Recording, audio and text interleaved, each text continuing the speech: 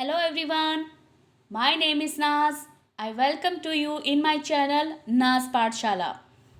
Today I am going to take CBSE class 10th and from your first slide book I am going to take first poetry section and the chapter name is Dust of Snow by Robert Frost. In this video I am going to take some topics like about the author, explanation of the chapter, summary of the chapter.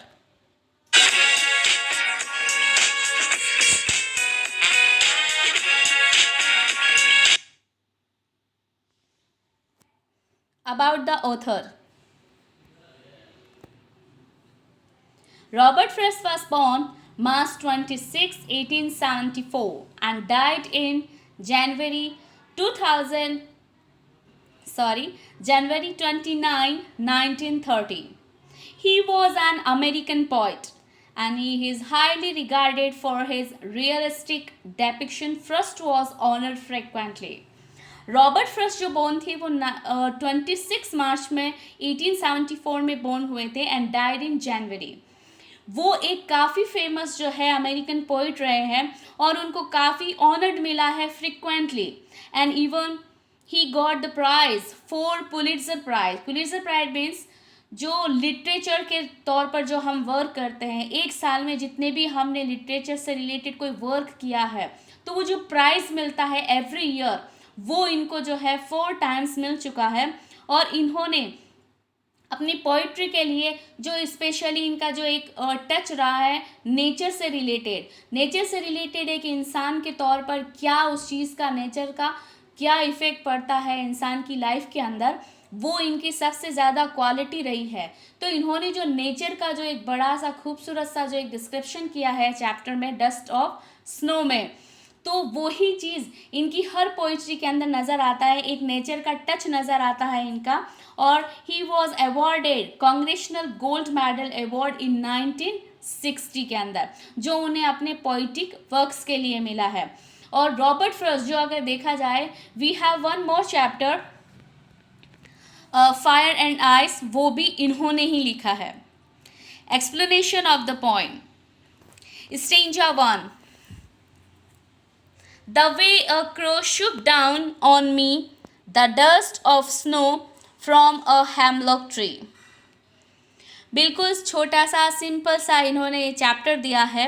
First I am going to tell you the vocabulary of this. Way means manner, जिस तरीके से हम कोई काम करते हैं उसको बोला जाता है. शुक का मतलब यहाँ हिलाना है, मूव विद जर्क, जिसे हम हिलाया जाता है उसे कहा जाता है. And dust of snow means particles of snow, जो बारीक बारीक सा बर्फ होता है उसे बोलते हैं हम particles of snow, dust of snow. Hemlock जो होता है, हेमलॉक ट्री, वो होता है ए poisonous plant with small white flowers.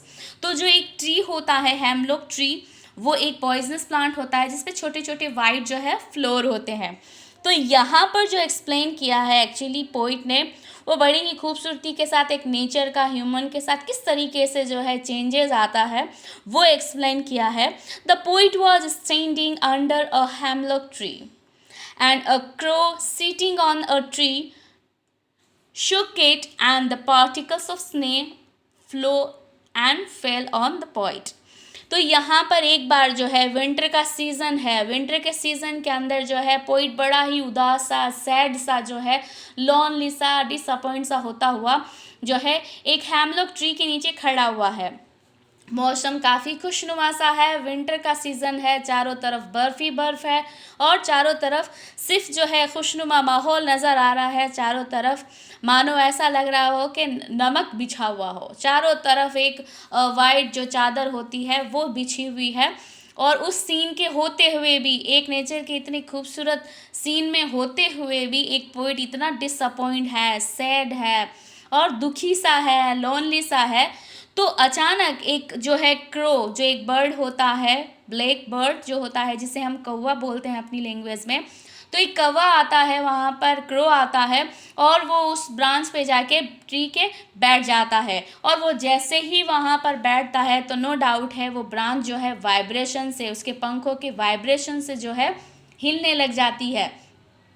और जब वो हिलती है तो उस पे जो बर्फ़ जमी हुई है बारीक बारीक सी, वो छन छन करके जो है उसके ऊपर गिरने लग जाती है रॉबर्ट फ्रॉस्ट पे।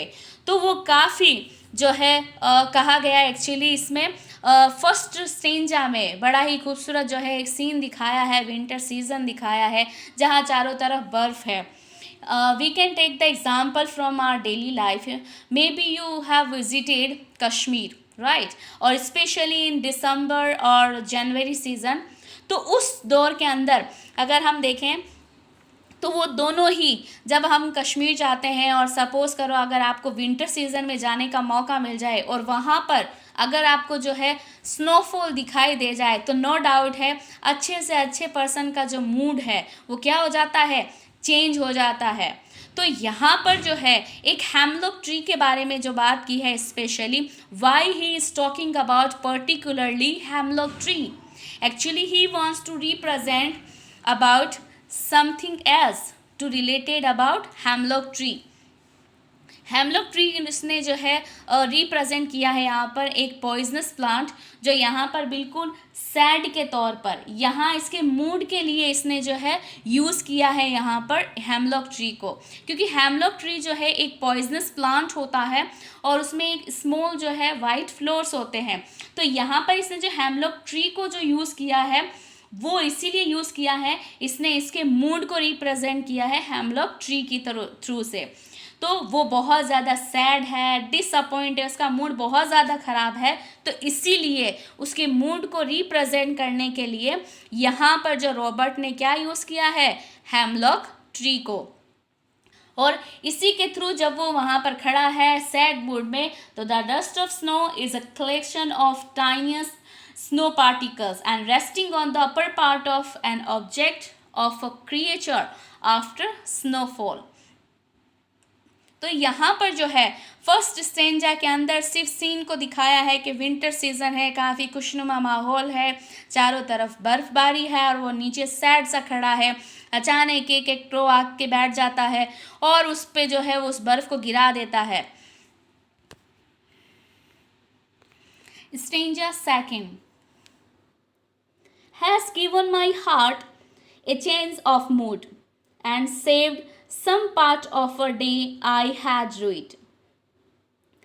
has given का मतलब यहाँ देने से है, जब हम कोई चीज़ देते हैं। my heart means my heart जो मेरा दिल है उसको, change means convert करना, mood the state of mind। Mood का मीनिंग वो होता है जो हमारे माइंड में कुछ भी चल रहा होता। Suppose if we are feel happy, the state mind of happy. Suppose if we are sad, that's mean our state of mind is sad. तो जो भी हम फील करते हैं, whatever we are feeling, that is called our mood. Saved बचा लेना, बनाया बचा लिया। Ruined means held in regret, पछतावे के तौर पर अगर हम किसी चीज़ को बर्बाद कर देते हैं कि काश हमने उस वक्त सोच सोच के अपने वक्त को जो है बर्बाद नहीं किया होता, तो शायद हमारी लाइफ कुछ बदल जाती।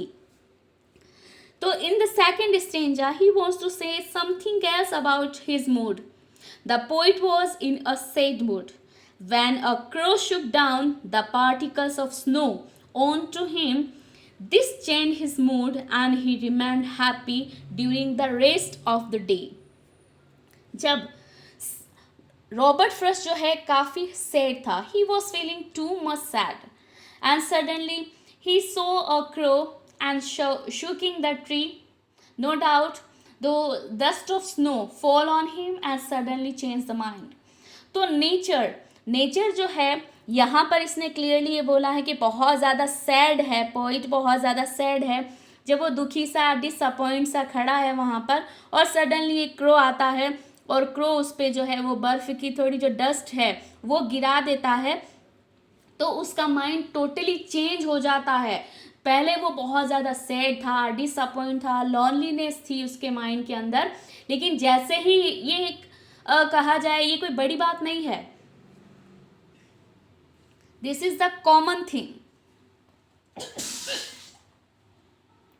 तो ये कॉमन थिंग्स है, स्पेशली ऐसा इन्होंने कुछ स्पेशल नहीं बताया है कि नेचर में अगर हम खड़े हैं सडनली स्नोफॉल हो गई तो हमारा मूड बदल गया। ये बिल्कुल एक कॉमन चीज़ है जो हर पर्सन की लाइफ में होता है। तो यहाँ पर भी एक नेचर से रिलेटेड एक ट्रस्ट शो किया है रॉबर्ट फ्रॉस्ट ने, कि वो ऑथर बिल्कुल खड़ा है वहाँ पर सैड सा, और सडनली जो है एक क्रो ने आके उस पर बर्फ़ गिरा दी। तो उस बर्फ़ गिरने से जो वो चेंजेस आया है उसके अंदर, कि उसका दिन जो सोच सोच के वो अपने दिन को बर्बाद कर रहा था, अपने डिसअपॉइंटमेंट के बारे में, सैडनेस के बारे में, लेकिन इतनी सी छोटी सी बात ने उसके मूड को बना दिया, और उसके जो बचा कुचा दिन था उस चीज़ को उसने बचा लिया। तो यहाँ जो चैप्टर की जो थीम है डस्ट ऑफ स्नो की, जो रॉबर्ट फ्रॉस्ट ने बिल्कुल क्लियरली मैसेज दिया है कि अगर हम नेचर से कनेक्टेड हैं, ठीक है, तो हमारी लाइफ में कुछ भी हो रहा हो, whatever happens in our life, if you are talking about और spend some time with the nature, it will change your mood. अगर हम suppose if we want to change our mood, we have to connect it to the nature.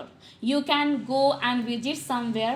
Maybe we can take the example from our daily life. Suppose you are suffering from any kind of disease from the long time, and suddenly you went to the doctor and asking for medicine or any treatment about your disease, and sometime the doctor suggests what suggests you have to visit somewhere, especially he is talking about the hill station.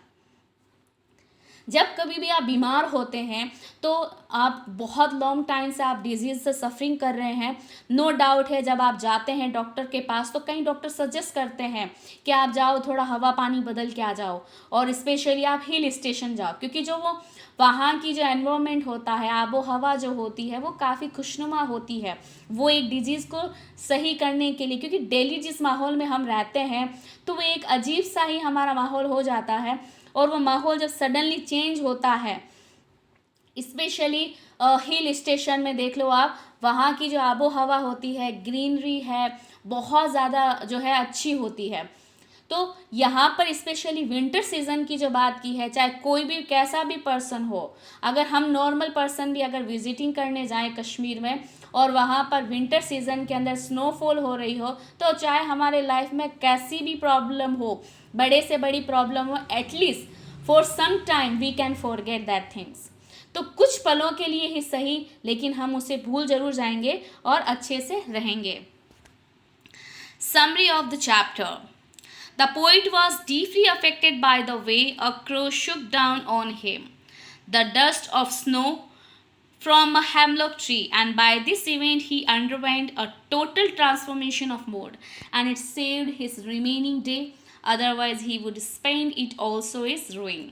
तो सोचने में वक्त बर्बाद करने से अच्छा है कि हमें नेचर के साथ कुछ टाइम स्पेंड करना चाहिए, क्योंकि एक छोटे से सीन ने ही ऑथर के मूड को बदल दिया और वो काफ़ी जो है खुशनुमा हो गया। तो पोइट ने जो है डीपली अफेक्टेड किया इस सीन ने कि क्रो आया और उसने डाली को हिला दिया और डस्ट ऑफ स्नो उसके ऊपर आके गिरी, और एक छोटी सी चीज़ ने ही उसके जो है मूड को बदल दिया, और उसका बचा कुचा हुआ जो दिन था वो क्या हो गया, बच गया और सेव हो गया, और वो हमेशा के लिए जो है उसके अंदर खुश हो गया। तो अगर हमें मूड बदलना है, जिस चीज़ों से हमें ज़्यादा प्रॉब्लम होती है लाइफ में, हमें उसको कुछ पलों के लिए अगर हम उससे दूर हो जाएं तो नो डाउट है हम बहुत ज़्यादा खुश हो जाएंगे। Thank you for watching. If you like my videos please hit the bell icon for more updating videos. Do share, like and subscribe my channel Nas Pathshala. Thank you. Take care. Bye bye.